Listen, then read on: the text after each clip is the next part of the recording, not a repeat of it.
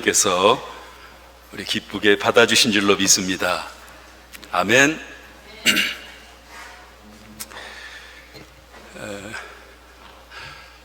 허브 밀러라고 하는 그 미국 작가가 쓴 하나님과의 연결이라는 책에 나오는 이런 이야기가 있습니다. 그 캐나다의 어떤 마을인데 그 교회 옆에 큰 그 나이트클럽이 들어왔습니다. 큰 술집이 들어왔어요. 근데 동네 젊은이들이 또 교회에 있는 사람들도 많이 거기에 다니기 시작을 했습니다. 동네 분위기가 안 좋아졌어요. 교회는 부흥이 되지 않고 정체되어 있는데 그 나이트클럽 술집은 크게 부흥이 되기 시작했습니다. 그래서 교회 성도들이 영 안 좋아서 모일 때마다 기도를 했습니다. 하나님의 교회는 부흥되게 하시고 저 술집은 문을 닫게 해주시옵소서. 하나님의 교회는 부흥되게 하시고 술집은 문을 닫게 해주시옵소서. 모일 때마다 기도를 했는데 이상하게 그 잘 되던 술집이 점점 사람들이 줄어들기 시작했는데 어느 날은 결국은 그 집에 불이 났습니다. 그래서 아주 망해버렸어요.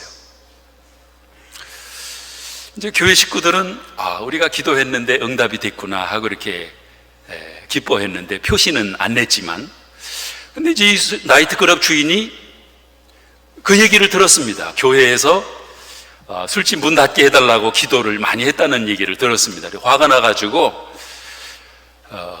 법정에다가 고발을 했습니다. 그래서 이제 피고는 그 교회의 담임 목사님이 피고가 되고 원고는 그 술집 주인이 돼서 같이 이제 재판을 받게 됐습니다. 술집 주인이 얘기를 했습니다. 저 교회에서 술집 망하라고 기도해서 우리 술집이 망했으니까 교회에서는 피해 보상을 해줘야 됩니다. 그러자 목사님 얘기를 했습니다. 우리가 기도는 했지만 기도한다고 망합니까? 당신이 경영을 잘못해서 망한 거지 기도한다고 그런 일이 일어나지 않습니다. 얘기를 했어요. 아니, 기도했으니까 우리 집이 망하지 왜 잘 되던 우리 이 나이트클럽이 왜 갑자기 그렇게 안 됩니까? 당신들이 기도해서 우리가 망한 겁니다. 아닙니다. 기도한다고 망하는 게 아니고 당신이 경영을 잘못해서 그렇습니다. 이렇게 서로 이제 이렇게 말을 하다가 듣고 있던 재판관이 이렇게 얘기를 했습니다. 목사님은 기도에 대한 믿음이 없으시군요. 그리고 이 술집 주인은 기도 응답에 대한 확신을 가지고 계시네요. 그런 다음에 그런데 이제 교회에서도 뭐 보상을 해줄 수 없다고 이렇게 얘기를 하니까 어쩔 수 없네요. 보상은 우리 하나님께 직접 받으시기 바랍니다. 이렇게 하고 판결을 끝냈다고 하는 그런 이야기가 있습니다. 기도하면 반드시 응답이 있는 줄로 믿습니다. 아멘. 네, 우리가 기도하면 반드시 응답이 있습니다.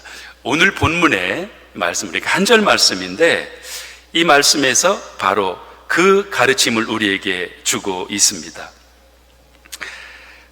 악에서 떠나고 우리가 악에서 떠나 겸손히 하나님을 구하면 하나님이 그 기도를 들으시고 죄를 사해 주시고 그 땅을 고쳐주시고 문제를 해결해 주신다. 결국은 기도 응답에 대한 말씀을 우리가 보았습니다.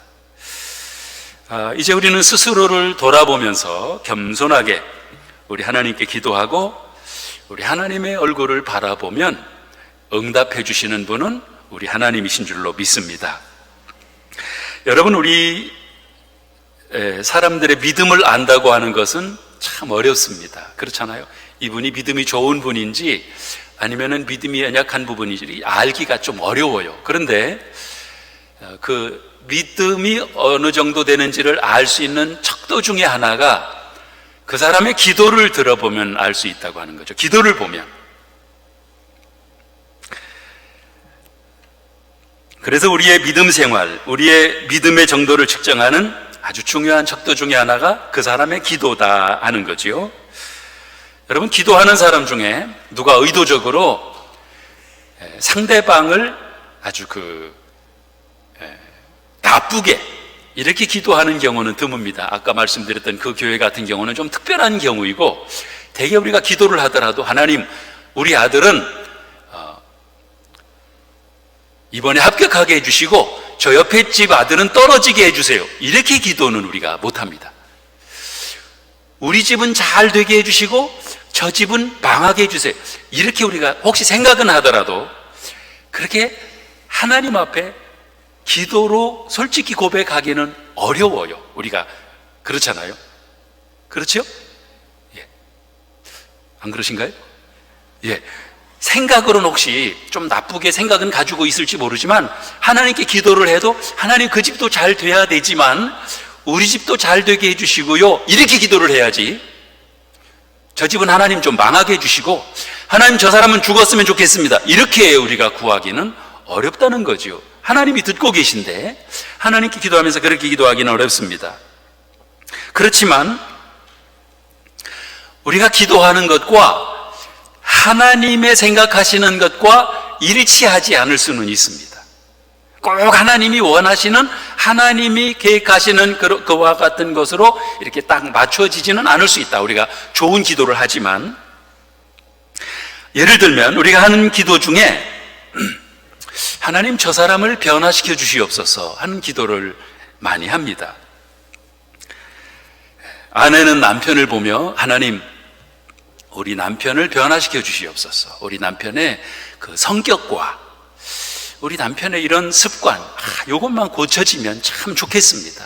그러면 우리 가정이 아주 행복하겠습니다. 우리 남편 저거 좀 고쳐주십시오.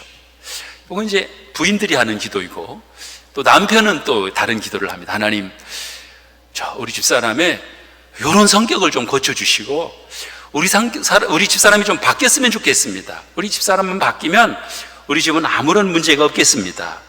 이렇게 기도한다는 거죠. 그런데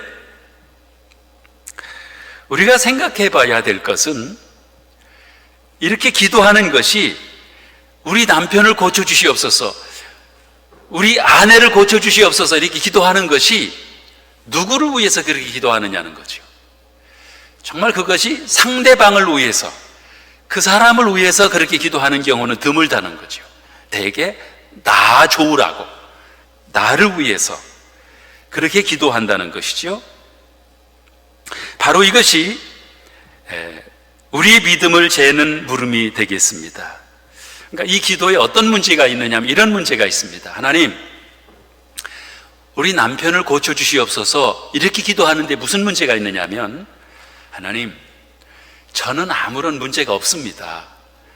저는 뭐 고칠 것도 없고요, 아무 문제가 없고 우리 집은 우리 남편만 변화되면 되겠습니다. 그러면 뭐 걱정 없겠습니다. 그러니 저는 뭐 괜찮고요, 우리 남편만 좀 고쳐주십시오, 이렇게 기도하는 것이 되거든요. 이 기도가 얼마나 이기적이고 얼마나 잘못된 기도인가 하는 것을 우리가 생각하게 되는 것입니다. 이런 기도에 과연 하나님이 어떻게 응답을 하시겠느냐는 거죠. 김요셉 목사님이 쓴 삶으로 가르치는 것만 남는다라는 책에 이제 학교에서 개최하는 그 아빠 캠프에 참석한 아빠의 글을 소개하고 있습니다. 그 아빠 캠프의 클라이맥스는 이 모의 장례식인데, 거기에서 아빠들은 자신의 유서를 읽는다고 합니다. 이제 이 글은 중국 출장에서 돌아온 한 아빠의 글입니다. 아들아, 처음 너를 만났을 때 내 모습이 다른 아이들과 다르다는 것을 알고 하늘이 무너지는 줄 알았단다. 수많은 날들을 하늘을 원망하고 운명을 저주하며 보냈지. 너를 무척 사랑하면서도 괴로움을 감당할 길이 없어 아빠는 너를 엄마에게 떠맡기고 바쁘다는 핑계로 밖으로만 돌았다. 그런데 하나님의 사랑이 나를 너에게로 자꾸만 밀어대시더구나.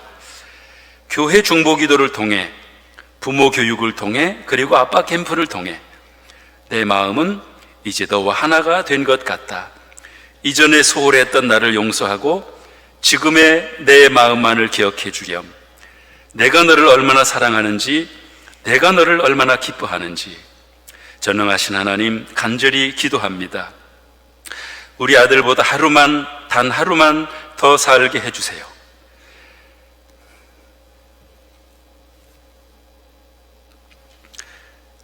마지막까지 남아서 아이를 돌봐줄 수 있게 해주세요. 이것이 장애아를 두고 마지막까지 괴로워하던 그런 아빠의 이제 변화된 기도였습니다. 변화된 기도. 그러니까 이 아빠의 기도를 보면 성숙해가는, 과거에는 그러지 않았는데 아빠 캠프에 참석하면서 변화되는 이런 아빠의 모습을 볼 수가 있습니다. 저는 어떤 교회에서 하는 이 영성훈련에 참석했던 분들의 간증을 기록해 놓은 글을 보았습니다. 이렇게 써 있었습니다. 하나님의 은혜를 체험하고 나니 변해야 하는 것은 상대방이 아니라 저인 것을 깨달았습니다. 저의 모습을 보게 하신 하나님 너무나 감사합니다. 이곳을 내려가면 그 사람을 다른 눈으로 볼 수 있을 것 같아요. 또 다른 사람의 간증입니다. 사업에 실패한 남편을 무척이나 힘들게 했던 모습, 영적으로 그리고 삶에서 무척이나 교만했던 자신의 모습을 깨닫게 되었습니다. 자신을 사랑해 주시는 하나님의 사랑이 너무나 감격해서 눈물을 흘리면서 기도하는데 무언가 섬겨야 되겠다는 생각이 자꾸 들어왔습니다.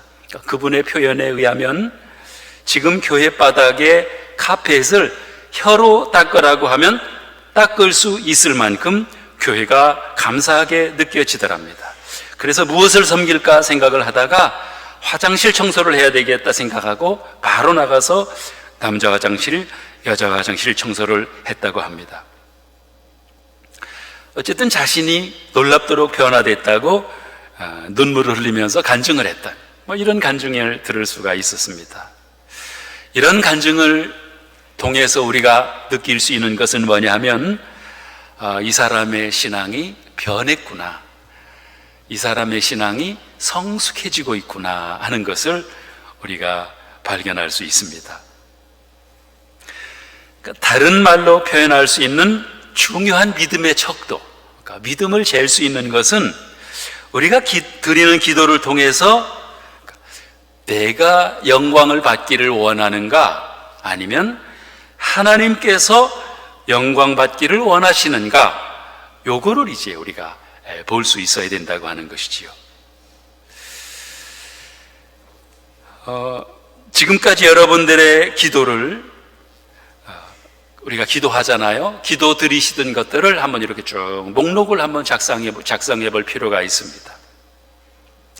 여러분의 사업을 위해서, 또 여러분들의 자녀를 위해서, 또 여러분의 삶의 비전을 위해서 드렸던 기도의 내용들 있지요? 그런 기도를 쭉 드렸을 겁니다. 많은 기도를 했는데 이제 그 드린 기도를 하나님이 들어주신다면, 그러면 그로 인해서 하나님이 영광을 받으시겠는가? 그로 인해서 하나님 나라의 도래가 앞당겨지겠는가? 또 그로 인해서 다른 사람들에게도 도움이 되겠는가? 또 그로 인해서 하나님의 교회에도 유익이 되겠는가? 그로 인해서 내가 영적으로 성장하겠는가? 이런 질문에 대해서 예스 할 수 있다고 하면, 그러면 올바른 기도를 드리고 있는 것이다, 이렇게 말할 수 있겠습니다. 그래야 우리 하나님께서 응답해 주시고, 또 그 기도 드린 후에, 응답받은 후에 우리가 변화된 모습으로, 성숙한 모습으로 이어지게 된다고 하는 것이죠. 이 봄에는 오늘 말씀에서와 같이 바른 기도를 드리고 또 변화된 모습으로 시작하는, 변화된 모습으로 이 새 봄을 시작하는 그러한 저와 여러분들이 되시기를 주님의 이름으로 축원합니다. 한 가지 중요한 그 기도의 원리를 말씀을 또 드려볼까 합니다. 앞으로 기도하실 때, 그러니까 무슨 일을 결정하고 또 판단하실 때, 뭐 결정해야 될 게 있잖아요. 뭔가 중요한 결정을 해야 될 때, 또 판단해야 될 때, 그럴 때 이것을 꼭 생각하시기를 바랍니다. 정말 무엇이 교회를 위한 일인지, 또 무엇이 하나님을 위한 일인지, 정말 하나님이 기뻐하시는 일인지, 요거를 잘 생각하고, 그리고 기도하고, 그리고 결정해야 된다고 하는 거죠. 제가 수년 전에, 한 10여 년 전에 한국에 있을 때 그 기도원에 갔던 적이 있습니다. 그 안양의 갈멜산 기도원이라고 많이들 참석하시더라고요. 그런데 그날 밤에 그 강사 목사님이 이런 질문을 했어요. 여러분들에게 질문을 한 가지 하겠습니다 하면서 OX 문제라는 거예요. OX로 답하시기를 바랍니다. 그리고 문제를 냈습니다. 여러분, 이쪽은 우리가 판단할 때 옳은 일입니다. 옳은 일, 맞는 일이에요. 이쪽은 틀린 일입니다. 틀려요. 잘못됐어요. 그러면 여러분들은 O 편을 들겠습니까? X 편을 들겠습니까? 이렇게 질문을 했습니다. 그랬더니 거기에 있는 많은 참석한 성도님이 한 500명 정도 참석했던 걸로 아는데, 많은 성도님들이 O 편으로, 그러니까 맞는 편으로 다 손을 들었습니다. 그랬더니 강사 목사님이 뭐라고 하셨느냐면, 여러분들은 다 맞는 편에, 옳은 편에 O를 선택을 하셨는데, 그 판단을 볼 때 여러분들은 좋은 성도가 아니라는 것을 나는 알겠습니다. 그러시는 거예요. 그럼 아니 O 편이 있고 X가 있는데, 그러니까 우리가 생각할 때 이게 맞는 일이에요. 이게 맞는 일이에요. 옳은 일이고 맞는 일이에요. 여러분들은 어느 편을 선택하시겠어요? 여기는 옳은 편이고 맞는 편이에요. 맞는 일이에요. 여긴 틀리는 일이에요. 그러면 안 되는 거죠. 틀리는 일입니다, 그거는. 그러면 O 편을 선택하겠어요? 틀린 편을 선택하겠느냐? 그럼 대부분 다 맞는 편을 선택할 텐데, 이 강사 목사님은 그렇지 않다는 거죠. 잘못 판단한 것이라는 거예요. 그럼 어떻게 판단을 해야 되느냐? 여러분들도 궁금하시죠?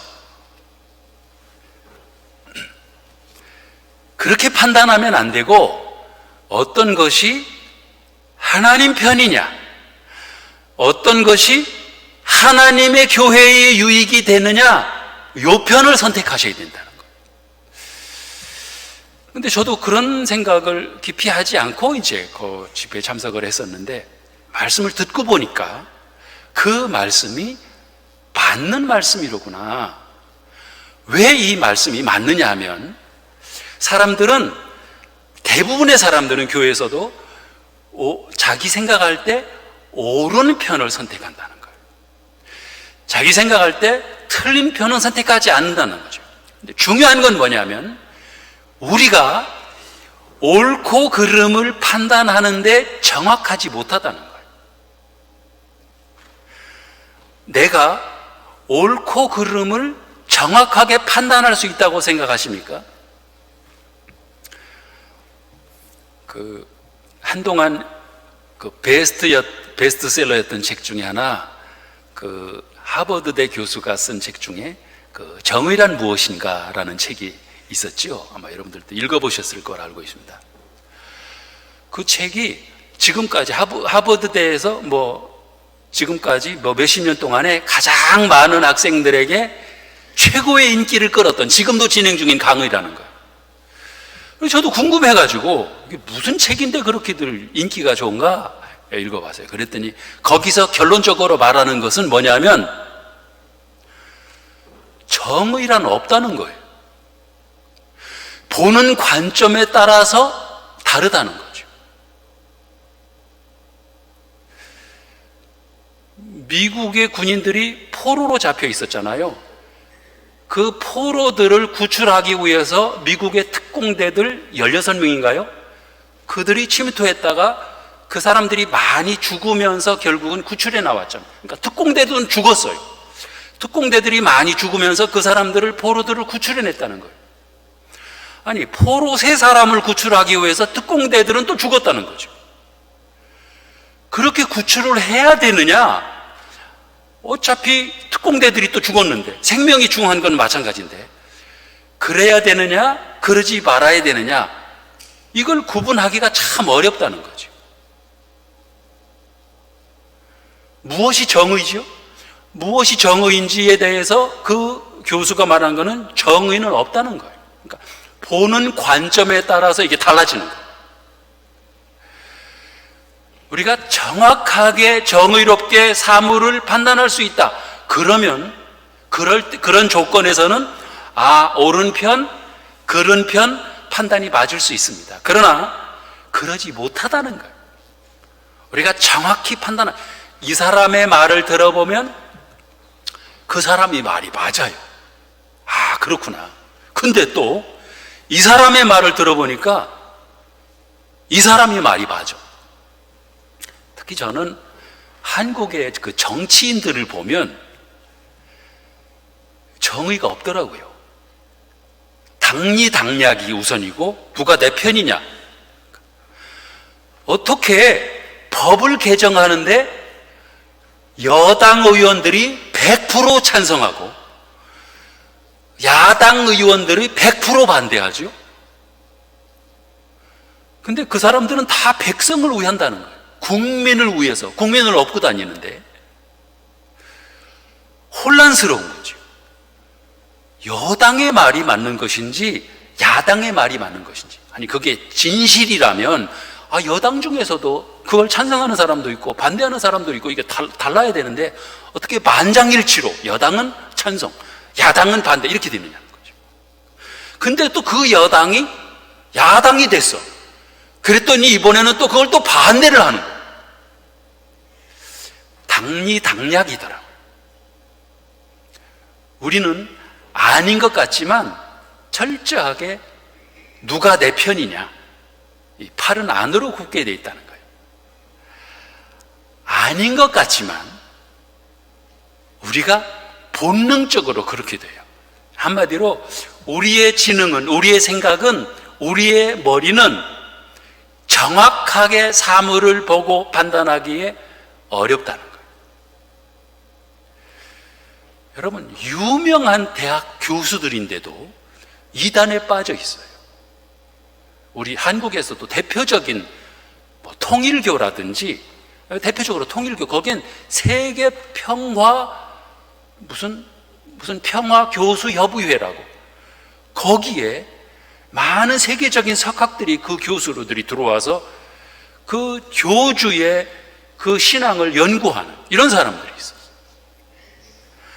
아니 너무 허술한데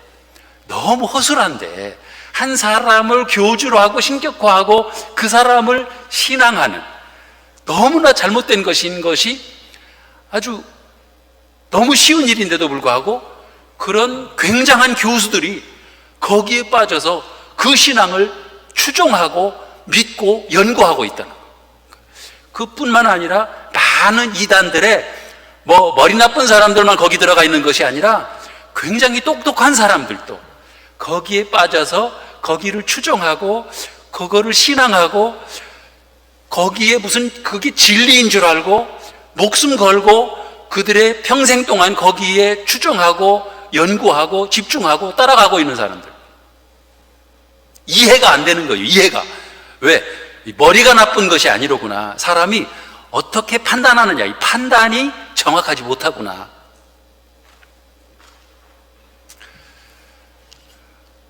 좀 설명이 길어졌습니다만은 내가 내 눈으로 내 생각으로 판단하고 결정하는데 내 머리와 내 판단력을 믿기가 어렵다고 하는 거예요.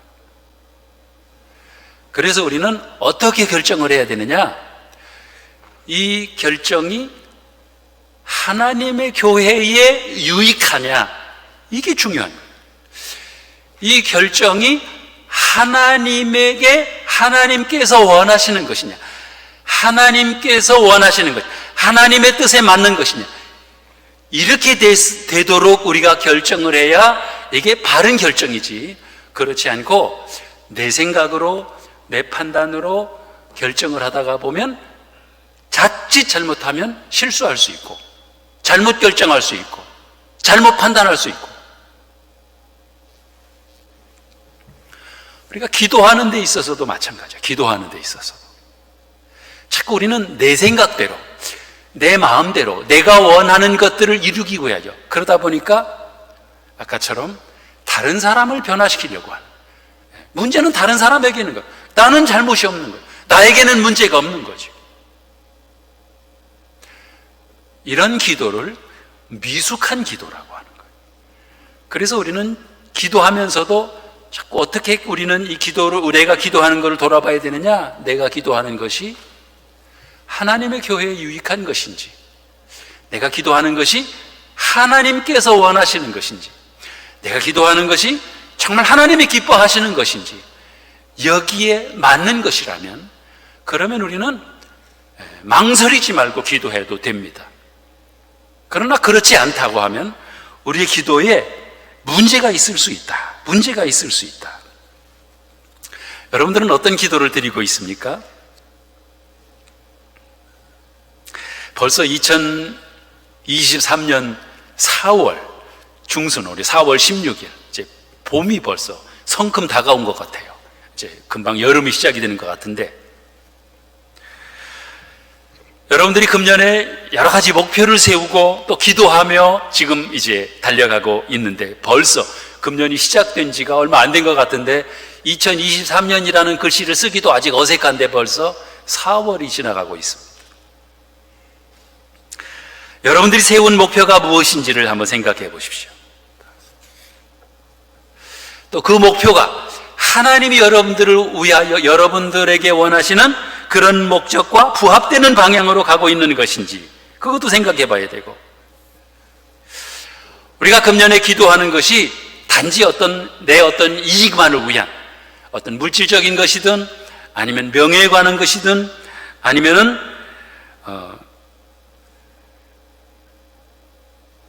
나만을 위한 것인지, 아니면 이웃에게도 도움이 되는 것인지, 정말 하나님에게도 유익한 것인지,